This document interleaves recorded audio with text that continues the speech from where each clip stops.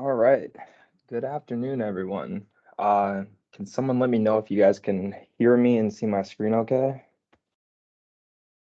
We can hear you and see your screen. All right, beautiful. Thank you. All right.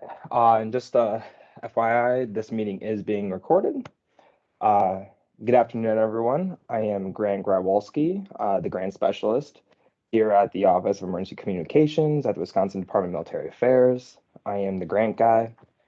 I was born for the role. Um, Thank you for joining us today. We're going to be going over a couple things. Starting off, we're going to go over the FY25 GIS grant announcement, and then we're going to dive into the grant application for the FY25 GIS grant announcement, and then we're going to go over some application tips, followed up by some frequently asked questions, and we're going to finish it off with a general Q&A, trying to answer any questions you guys might have in the chat. So we're going to hold off all questions till the end. And I have 101 on my clock here, so I will go ahead and begin. All right, so starting off with the FY25 GIS grant announcement, we are anticipating releasing the announcement May 15th. With that anticipated release date, it's going to go for 3 months. Compared to the past where it was only, I believe, 45 days, it is now going to be 90 days, 92 actually, I think. Uh, with that in mind, we are anticipating award packages or denial letters to be sent out by the end of October, and this is all for a December 1st project start date. The local match is staying the same as last year at 5%, and the funding level amount is increasing to 6 million from 1.5 million from the years past. So going into the application a little bit, starting off the applicant information. Section 1, it's pretty straightforward. One thing to note is the mailing address. This is going to be where the reimbursement check, the one-time reimbursement check, is sent to. So if you have a PO box or something like that, you're going to want to make sure you list that in the mailing address, or if it's the same as your physical address, just leave it blank. Going down to the point of contact, the main point of contact is going to be the person that's going to be working on the quarterly reports, mostly involved in the grant process or the projects, I should say. The signatory official is then going to be anyone that has the authority or can sign on behalf of the agency. This can include land information officers, the county administrator, county executive, or county board chair. And it's also important to note that the secondary point of contact just needs to be someone different than the main point of contact. Going on to section 2, the project narrative. Starting off with the summary of projects, it's really important to be just clear, precise, and organized when doing this. Bullet points are your friend. Itemize each of the projects, project A, project B, project C, and then give a description of what the project is and why it's important in implementing next generation 911. It helps us it helps the evaluators, and it helps us sift through these applications because we're jumping around all over the place, looking at quotes and comparing everything and looking at the application itself. And so it's just a lot easier to have everything laid out and broken down into different sections: project A, project B, project C, bullet points, number it, whatever you got to do. Just make sure it's clear, precise, and organized. For timeline of project or projects, think the phases of milestones, when stuff's going to be done. This is going to help you figure out what all can be done in the 18-month period of the grant project or the project period. And this timeline cannot exceed June 1st, 2026. So I have like an example here where the December 24 starts beginning, you begin the bidding process for the projects. January rolls around, finalize contracts, award bids. February, the contractor begins work. May it ends, staff training begins, staff training ends, and then you submit your closeout. It's probably not going to be that simple and that clean, and it most likely will run into 2026, and that's okay. Just give us the months when things are going to be ordered, things are going to be purchased, things are going to arrive, stuff's going to get done. And just make sure that this timeline does not exceed June 1st, 2026. For 2C, the PSAP coordination, just a couple sentences is all we need, just detailing the continued cooperation you have with the PSAPs in your county. It's important, especially with these projects that are happening every year, to keep an updated list with your PSAP on what's going on, just so it's more streamlined and everything like that. For section 3, the proposed project budget, the budget narrative, we found this is the best way to break stuff down in the proposed project budget. The budget narrative is cost category, which could be equipment, hardware, and software, or next gen 911 service training, specific service training, contractual services, and the list goes on. And then each vendor and quote number should be broken up A, B, C, D down the list, kind of how I have it here in the example. Make sure the dollar amounts match the quotes that you submit, because again, we're going to be looking at these applications and then we're going to be jumping all over the place looking at quotes to make sure everything matches up. And if the quote's off or if the number that you put in your proposed project is off, then it's going to cause problems. We're going to have to reach out to you and it's a whole mess. So make sure everything matches up. It helps us, it helps you guys. And then give a description and a cost estimation on how you came to this number, why it's essential. And then this year, we've also updated the source match to be a dropdown. So you can just select one of the outlined here. If there's more than one that you're going to be using or an other, you can go ahead and just click other/please explain, and then just give us a little blurb about what you're actually going to be using this as a source match in the box below. For 3B, the budget details, it's kind of the same thing with the project narrative in 3A. You're going to follow the list of just the vendor and the quote number and then the dollar amount. It's just really important to have all this stuff matching up so it's easy for us to find which quote you're referencing. If you have to go into the quotes themselves and cross stuff off or highlight, then so be it, and then take a picture or fax it over. But it's just really important that you make it clear to us what exactly in the quote you're going to be using, and then tie it to the application itself. Ensure the quotes are recent. It's going to help you just get a better idea of how much this is all going to cost. And then also ask for delivery estimate dates, especially for equipment and hardware. This is just going to give you a better idea, especially going back to the timeline on when everything needs to get done. For section 4, the grant project sustainability plan, just think assurances. We just want to make sure that your county, that everything's going to be able to be paid for and supported after the grant program ends, after that 18-month period. There's no promise that grant funds will be awarded next year. And so it's just really important for us to make sure that your county can fully handle anything that happens after the 18-month period ends. And then for the operating budget for B, again, assurances, we just want to make sure that your budget isn't going to be decreased because you're receiving an award.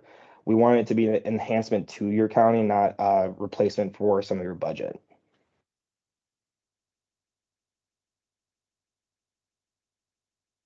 For section 5 and 6, it's pretty straightforward. Just make sure for section 6 that you have the authorized signatory official signing off and not the main point of contact. We need this signatory official, which we said earlier could be administrator, land information officer, just someone who has the authority or given the authority to sign on behalf of the agency.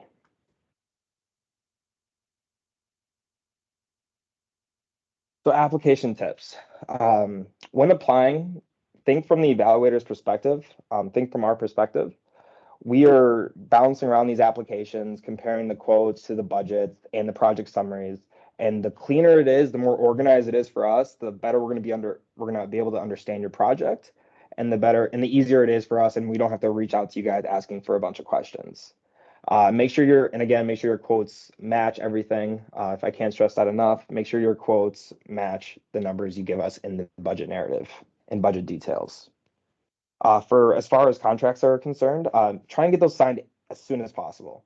Have a provision in there that if not by a specific date that the hardware and equipment isn't delivered by, the contract becomes null and void.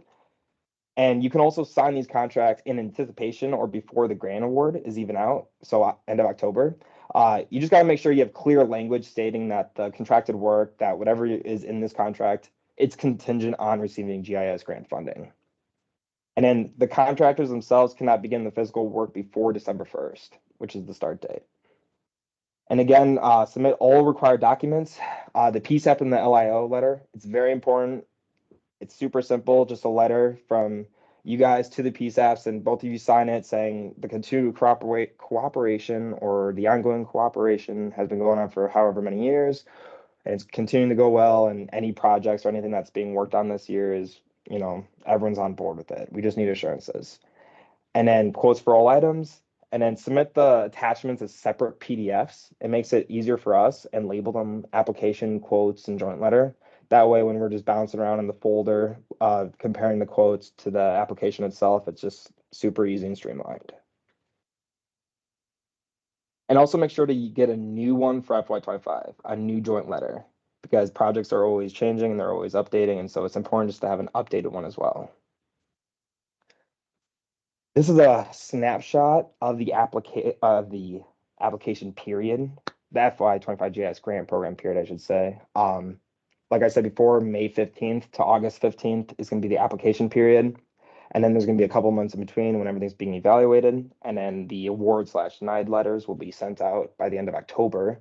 And then the project period begins December 1st. And then you have the subsequent 5 quarterly reports. And then the project period ends June 1st, 2026. And then once the project period ends, you then have 60 days until July 31st to receive and pay all final invoices and submit all grant documentation for final reimbursement. And these slides will be sent out, and the recording as well will be sent out after the presentation, so you don't need to be taking pictures of everything here.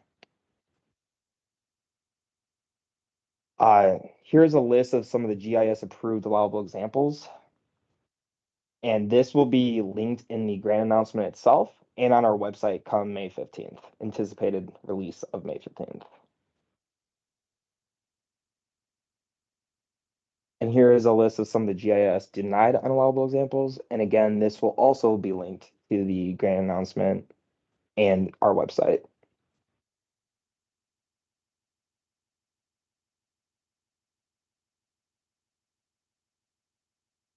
So some frequently asked questions, probably the question I've been asked the most is, what is the state ID for the GIS grant? And the answer to that is 465.368. We will also be including this in the award packages for this year, so to reduce the confusion. When can we close out? So once all projects have been completed and paid for, you can close out. All physical work must be completed by the grant period end date, which is June 1st, 2026. But then, as I said before with the timeline, you then have 60 days to pay any invoices and get all the final reimbursement paperwork sent to us. You don't need to wait till the next quarterly report or even June 1st, 2026 to submit your final reimbursement. Once you're done, you can submit everything and close out. You don't have to wait for a specific date. Just once everything's completed and everything's paid for. When can/should we start our projects, and what are the first steps? So as I said before, no work can be started prior to December 1st, 2024, or no physical work, but you can sign contracts before that.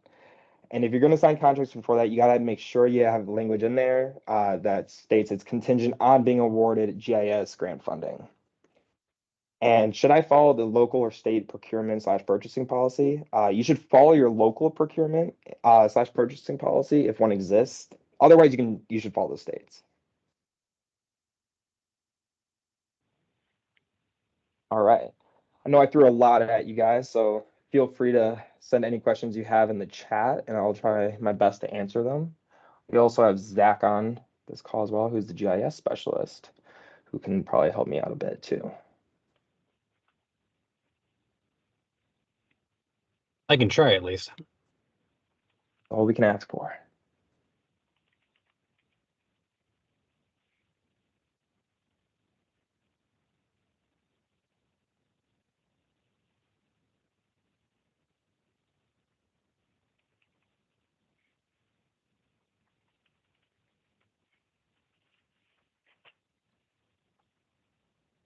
Got a question about the address data management startup costs.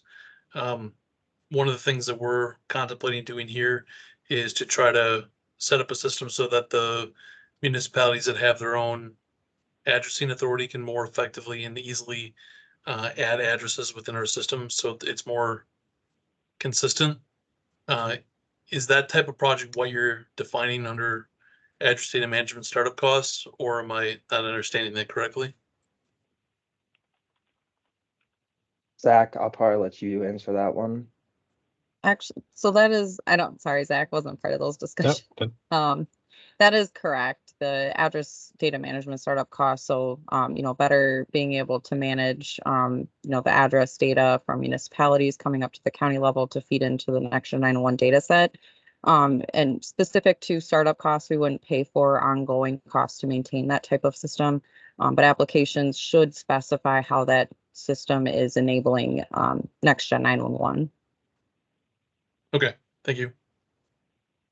All right, thanks, Jess. Someone here asked, when did you say the grant application period ends? It ends August 15th. Let me go back to that. So it's going to be 3 months. It's going to be from May 15th. This is anticipating all things considered, but we anticipate it to be from May 15th to August 15th.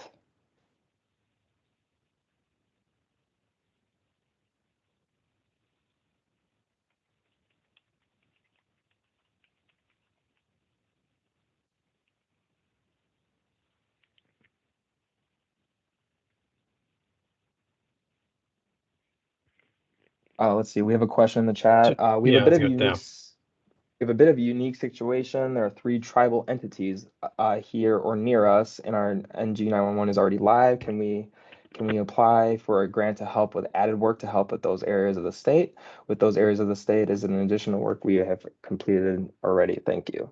So let me go back to this allowable example list. So as long as it's one of the approved, as long as it's not directly unallowable and it's listed in one of the allowable examples, you can apply. It just because you're already on the EZNet or a different one for that matter, you can still apply for the grant program for certain systems or certain softwares or trainings that you need to apply for.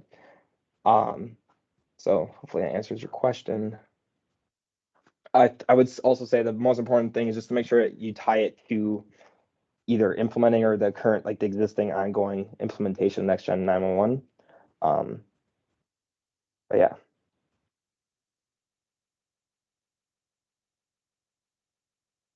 I would also just add to that, these grants can definitely be used to add to your data set where information wasn't already in there. So if you did go live and let's say you want to formalize boundaries for tribal entities within your area, that would certainly be something that this grant could be used for.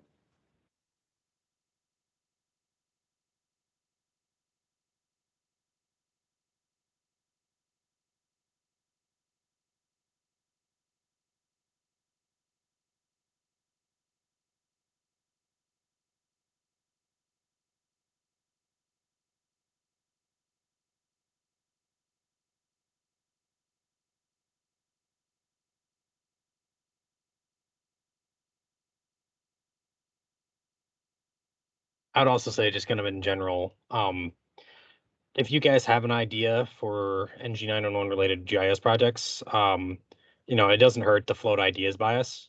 You can float by me, you can float by Grant, just to see what we're gonna say about them. I know it can be a bit of a hassle trying to get these things filled out and sent over. So, but if you've got an idea and you think it might apply, by all means, we're here to listen.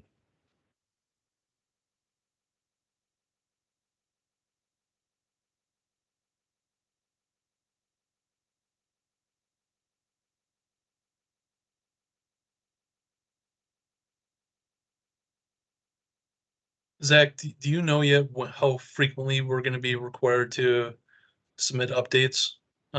Is that going to be coming yet this year, or is that farther out in the future? I'm just thinking through potential grant applications for next year and how we can streamline and document the process to make that as easy as possible, if that's something that's in the short term or longer term. Grant, do you want to directly tackle that one? You're the one they're going to be reporting to, not me. Well, I think he means data updates, like GIS data updates, if you have changes within your jurisdiction. Oh, I see. Well, there is no set statute for that. That is, as you feel it is appropriate to update your data to the NG911 system to continue its functionality. So there isn't like a statewide manifested or requirement or anything like that. It's very much up to the locals and the folks figuring out their own NG911 systems. Okay. Someone in the chat asked, are the approved grant applications from the past 2 years available for review? They aren't currently available for review. We have lists of the approved projects or the categories of those approved projects. And then on our website, we also released the announcement of the counties, the LIOs that did receive grant funding, but the actual applications themselves have not been released. And I will say, if you do have a question on a certain part of the application during the application period, feel free to call me or send me an email asking about it, and I'll do my best to walk you through it.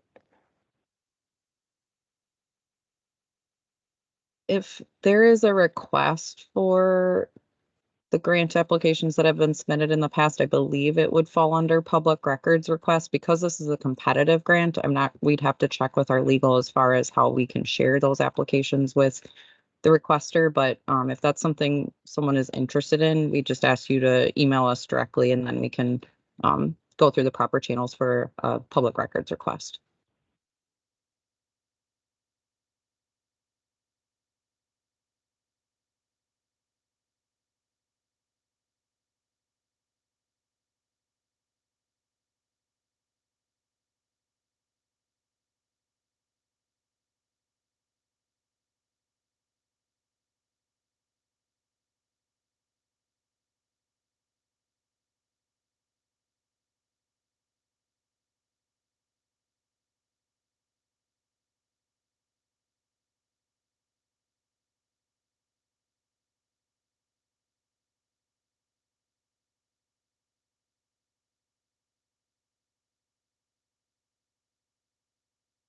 And as the questions seem to kind of be trickling down, if you don't have any further questions, you guys are free to leave.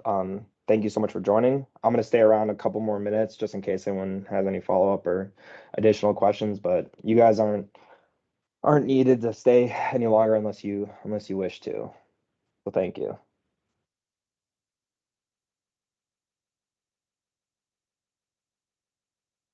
Yeah, Todd, you got a question? Yeah, I noticed it's GIS based. Are there going to be a presentation come out in the PSAP grant? Yes, there was one at 10 a.m. I think you had that radio, the radio meeting that you were in. Was that Yeah. this morning? Okay. Yeah, but I will be sending out the recording for that one as well and the slides, so I'll make sure you're on that list for that as well. Okay, thank you. Yeah.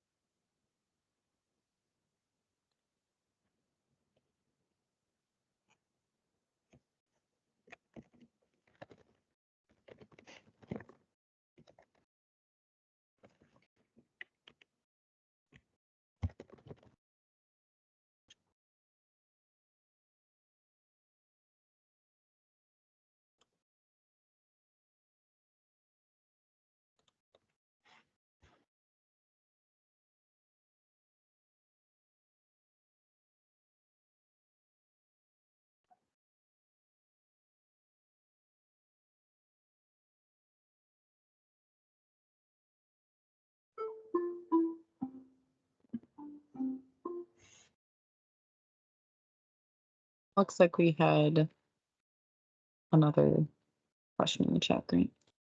Oh, okay, let me check.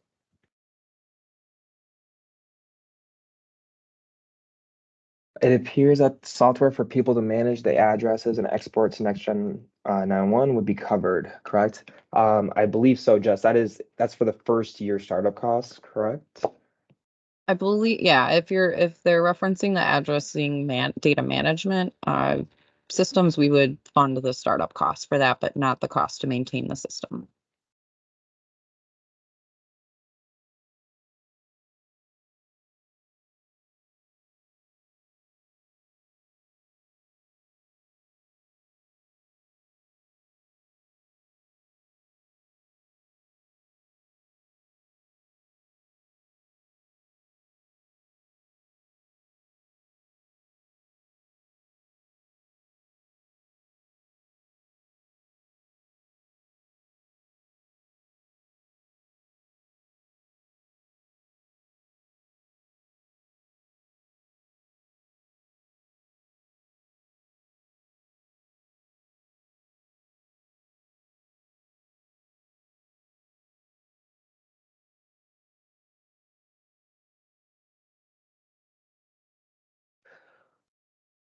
All right. If there are no further questions, and feel free to send me an email or give me a call if any do come up.